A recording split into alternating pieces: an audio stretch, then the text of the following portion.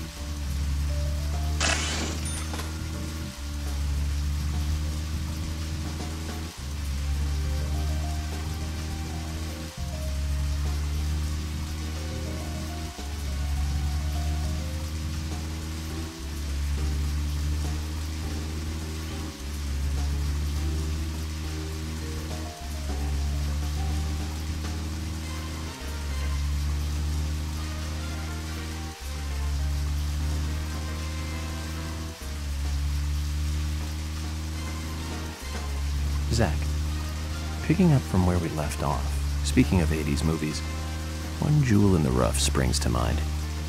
Deadly Spawn. Do you remember that one, Zach? Back in '83, directed by Douglas McCown. Right, it was filmed pretty cheap, but still it was pretty good. The monster design with the mouth crammed full of teeth, I loved it. So many delicious B-movie cliches. Did you know that Oh, Zach, we're here. Let's continue our chat later.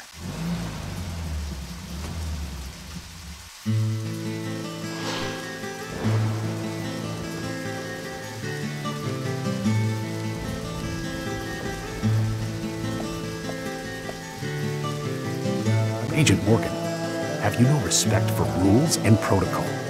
We were waiting for you, and now you try to go in by yourself. Oh, George. I didn't see you in the parking lot, so I thought I'd wait inside. Just watch it from now on. I don't like inconsiderate people who think that they're above the rules. And I'm sure I've made this point clear by now. Calm down, George. He probably just got lost on his way here and rushed in. Right, Agent York? Let's go inside then.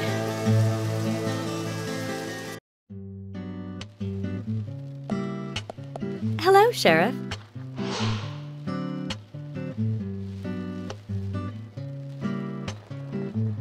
Hi there, Fiona. We're here to see Usha.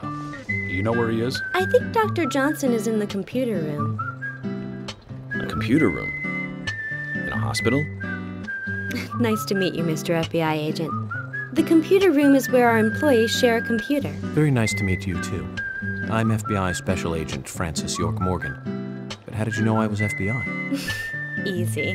None of the police in this town wear cologne.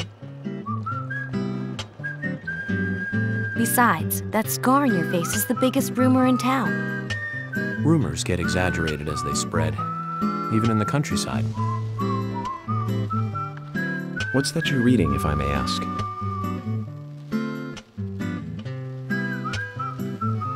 You haven't heard of this yet? It's a recent bestseller mystery. It's set in the U.S., a small traditional North American town close to the Canadian border. A peaceful, traditional place. However, that peaceful town is shattered by a terrible crime, the murder of a local girl. And that incident causes grief and sadness to everyone in town. But everyone feels the seditious, heinous evil still lurking, alive. Yes, much like the situation right now here in Greenvale. Fiona, don't say that. Sorry, I shouldn't have said that. With Anna dead and all. Don't worry. Books are written to entertain, and it's good you're enjoying it. What we're faced with here is a terrible crime committed in a real world. Much different from that of a novel. So there's no need to apologize. Thank you, Agent York.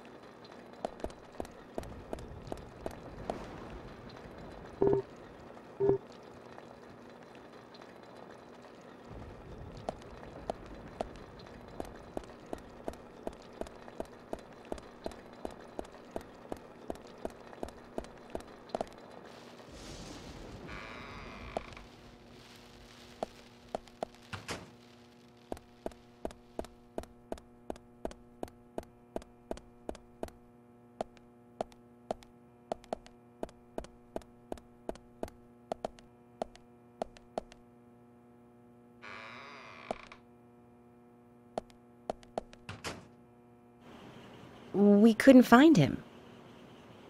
Fiona needs to check her information. No, I don't think so.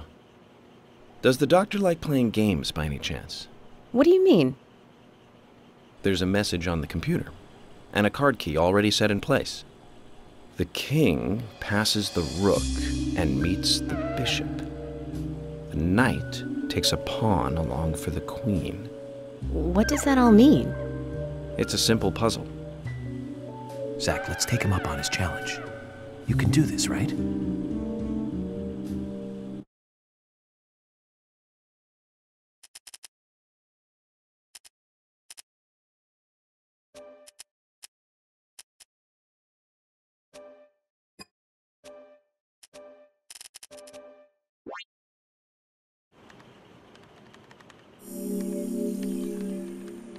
The doctor awaits below with the deceased.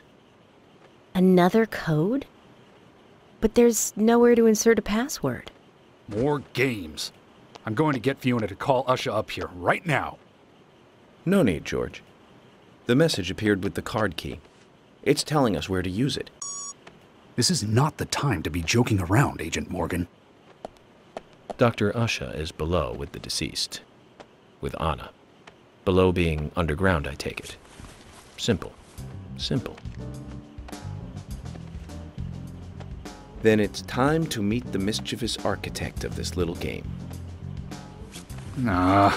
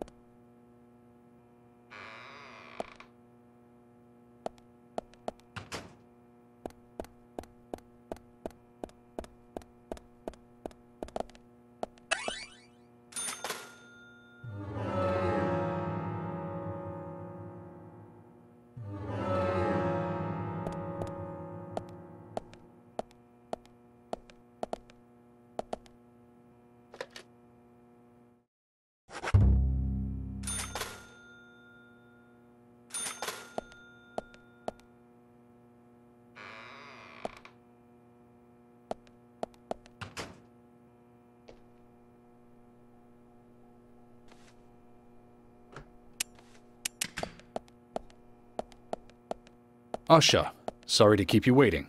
Ah, you made it. Let's get started, shall we?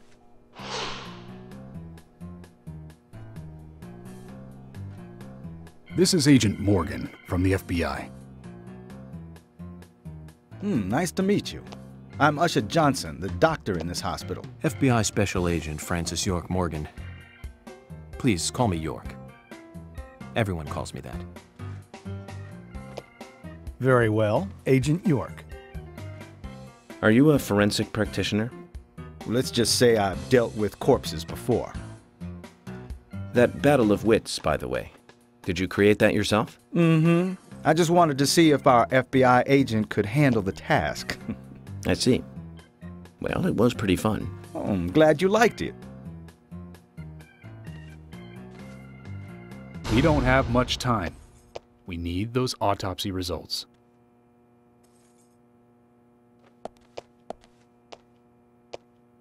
Next time, try challenging us without obstructing an investigation. You've angered the monarch.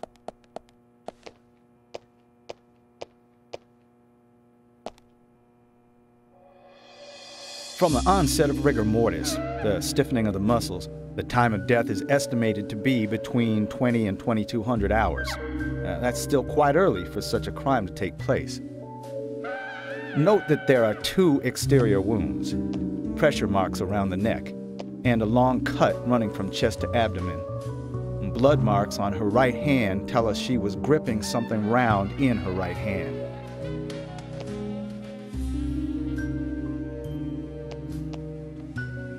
Her skull is also fractured, but that is unrelated to the cause of death.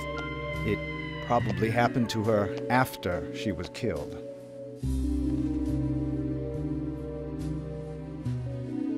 Now, I first thought death by suffocation, due to the marks on her neck. But after further investigation, I now have a different conclusion. The direct cause of death was loss of blood from the wound.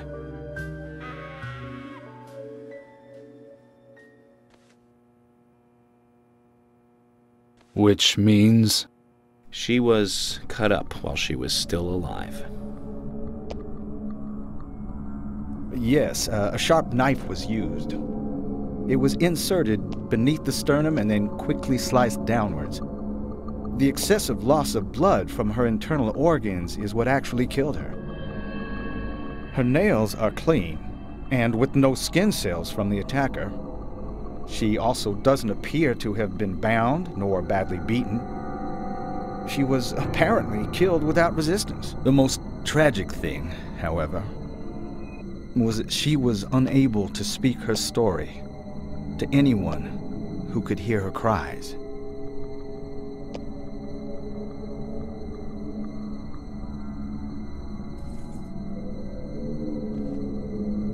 The perpetrator cut out Hannah's tongue.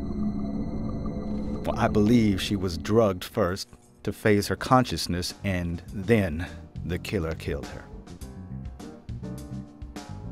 Now, the killer most likely has a deep, traumatized past concerning women. He probably cannot converse with them normally. Cutting out the tongue suggests a very lonely individual. Either that or a truly hardcore sadist. He must get off on watching women suffer, especially when they can't answer back. Now, he watched as the blood pumped from her body, as she gradually grew cold. Now, a case in Seattle in 1985 was much like... Usha, please, limit your report to your findings as a doctor. Criminal profiling is my job.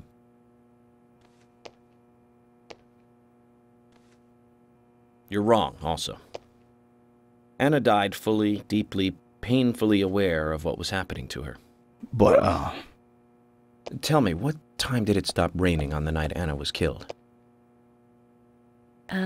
Just before I went to bed, right after the movie on TV ended, so around 1 a.m. What movie was it? An American Werewolf in London. Directed by John Landis, 1981. So the rain stopped, accompanied by the ending song, Blue Moon. George, would you mind if I examined Anna myself? What more do you hope to find? I'm sure I mentioned that I have a personal interest in cases like these.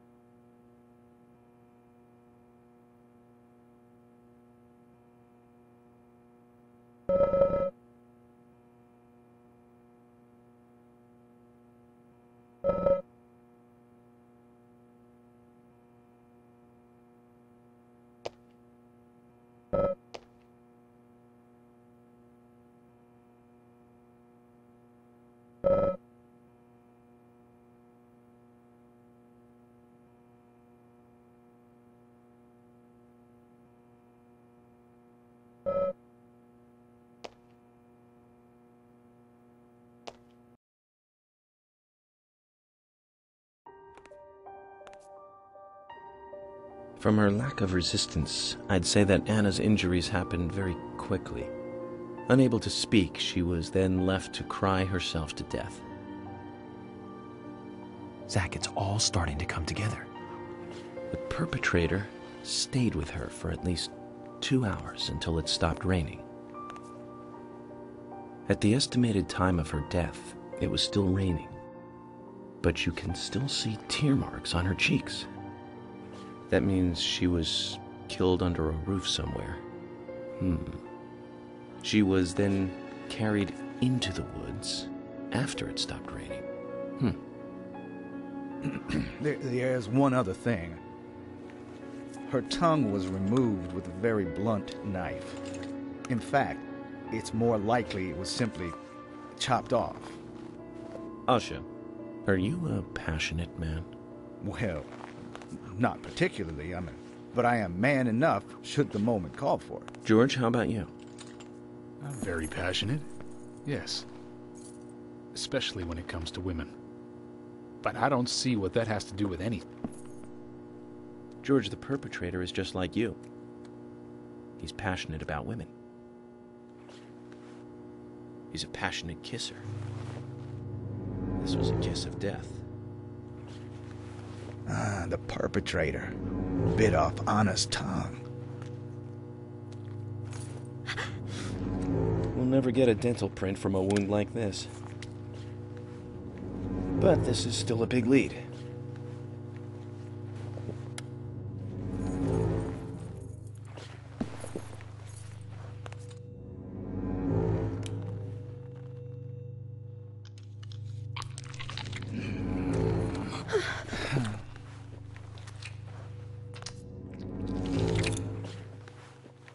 Jackpot, Zach.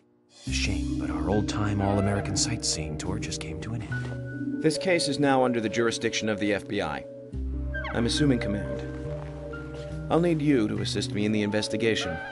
What in the hell do you mean, Agent Morgan? I know I said I was passionate, but you can't think I did this. That's not why I'm assuming command, George. You're a suspect just as much as every other passionate man on Earth. Let me show you something.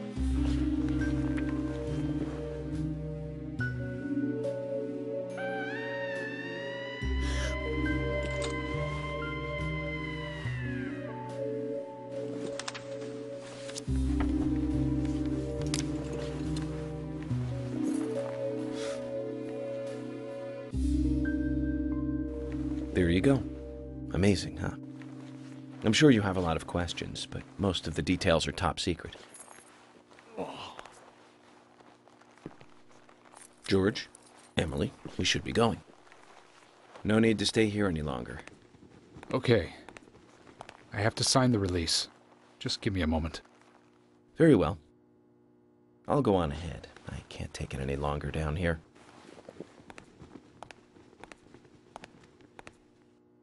Bishop takes queen. His rook takes your queen. Then your knight takes rook. And checkmate. Huh?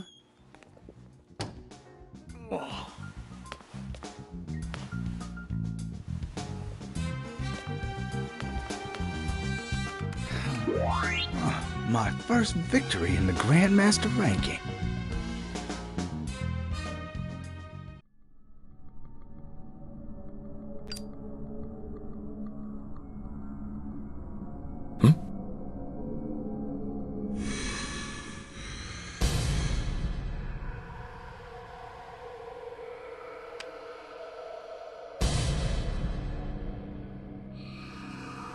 Zach, they're here.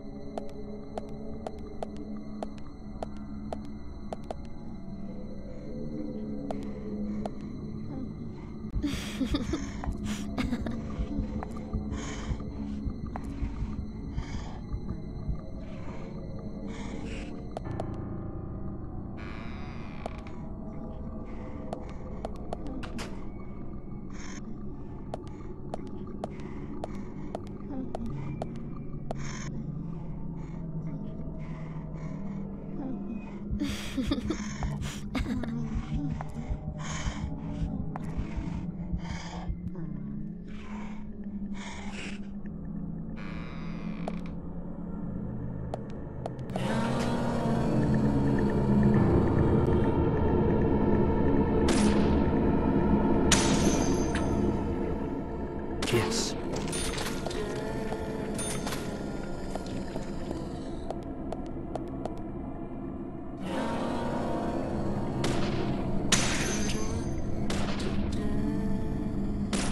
Bullseye. Yes.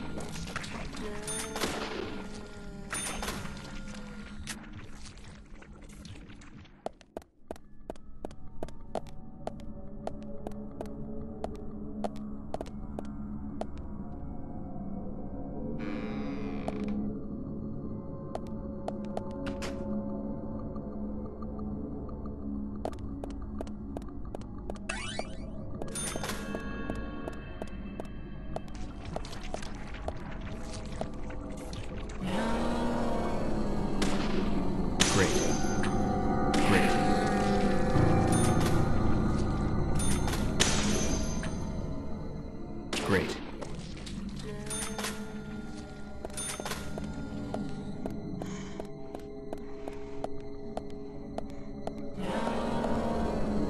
Yes, great.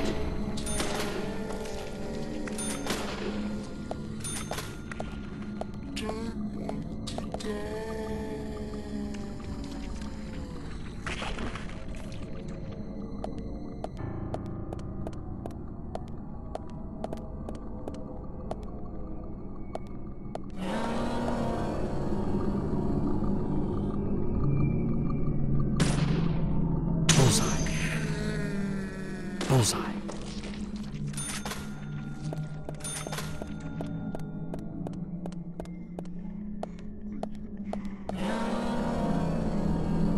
Yes.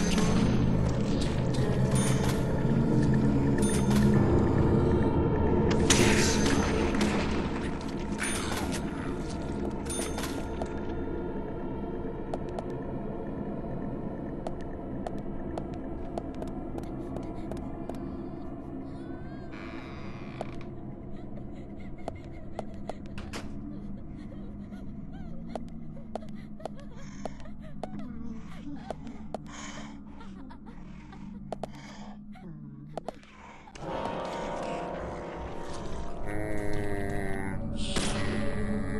Bullseye.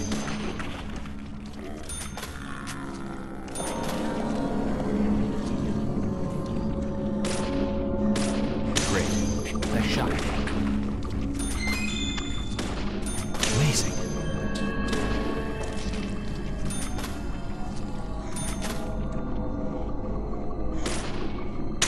Bullseye.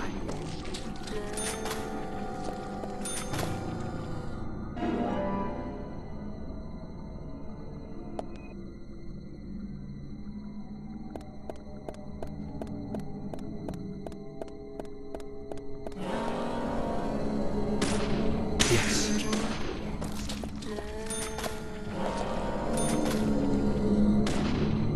Amazing. Yes. Yes.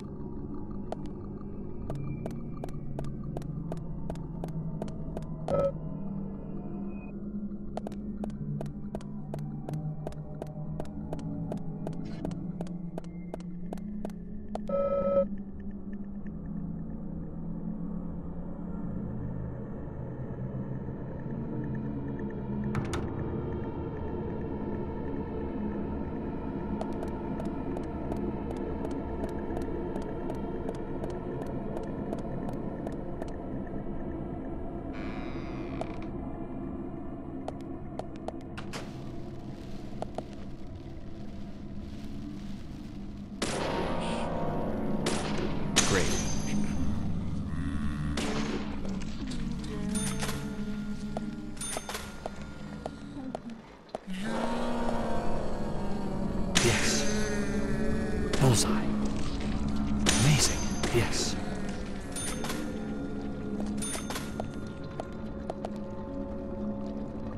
Great.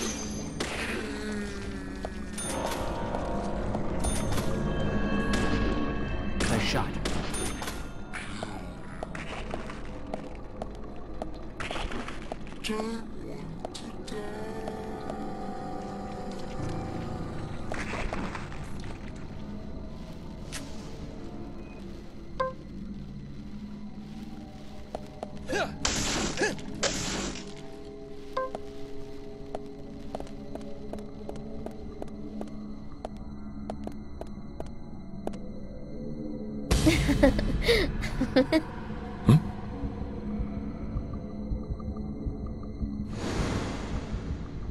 Here! Over here!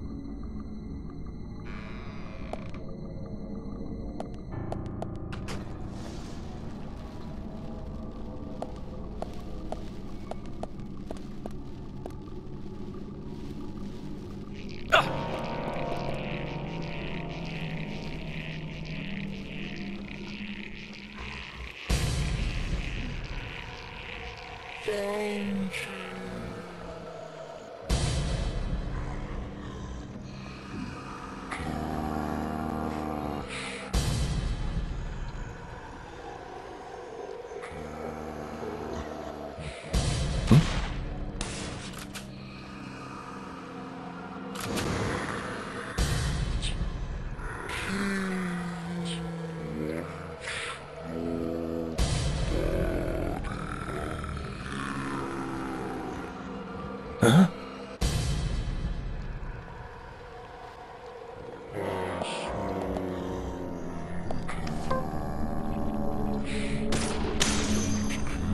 Yes.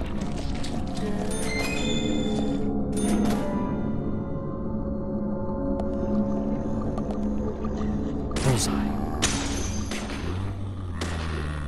Great.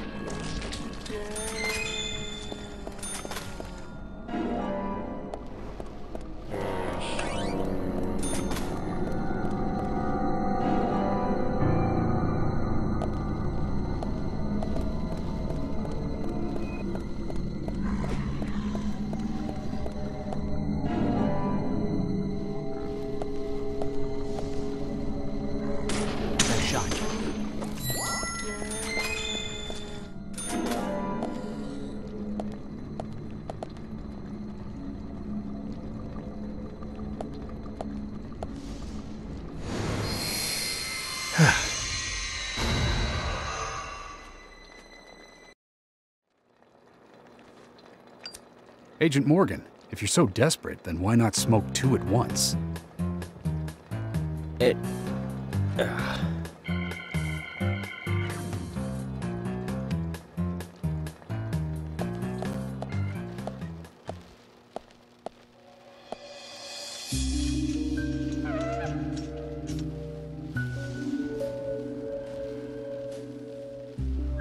Who's that old man? That's Harry. Harry Stewart. One of the bigger problems around here. His father started up the lumber trade and founded this town. But he's a weird one, as I'm sure you can see. Always dressed like that, never speaking to the townsfolk. And just FYI, he owns almost the entire town. Not that that makes any difference. So long as I'm around, he won't be getting away with any funny business.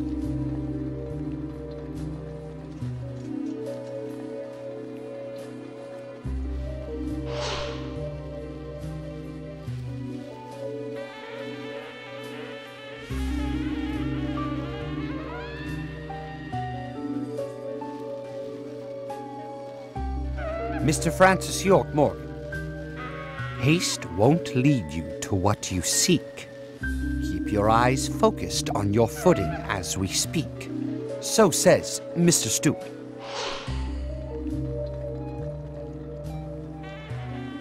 Nice to meet you too. How did you know my name?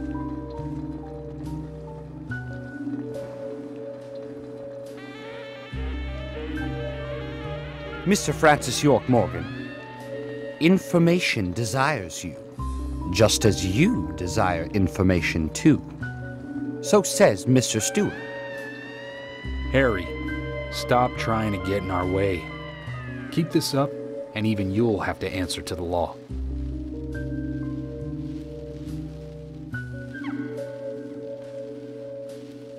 Mr. Francis York Morgan, with each rain our town goes mad.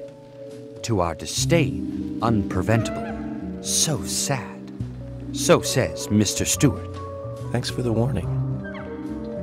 Then we shall depart, Mr. Francis York Morgan.